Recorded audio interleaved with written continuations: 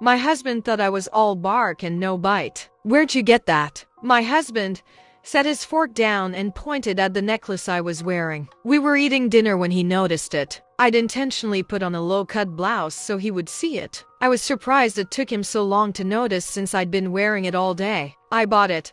I fingered the diamond-studded pendant. When? Yesterday. With what money? He narrowed his eyes. The leftover grocery money I'd been saving, I replied. That money is for groceries, not jewelry.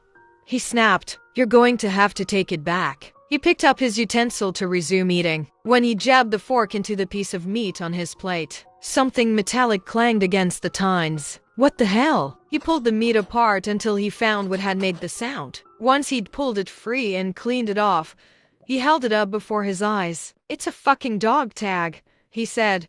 What the hell was this doing on my plate? He tossed a bone-shaped tag onto the table between us. I was wondering what happened to that, I said. I dropped it earlier and couldn't find it. What were you doing with it? It came with the meat I prepared for you.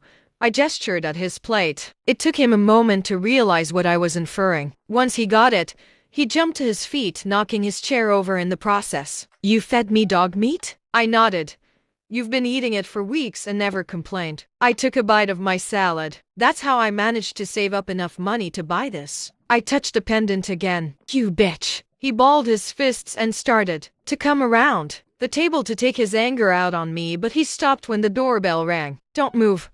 He pointed before leaving to answer the door. We're not done here. I ignored his demand and silently followed behind him. How can I help you, officer? My husband said after answering the door. We got a call that you have this dog on the premises. The officer held up a flyer with a picture of a dog on it. The dog was fitted with a GPS microchip that shows it is currently inside your house. That dog was here, I blurted out. But it's gone. My husband made me chop it up and cook it for dinner. I forced tears to come to my eyes. He must have accidentally swallowed the tracking chip when he ate it. He what? The officer couldn't believe what he was hearing. It's true.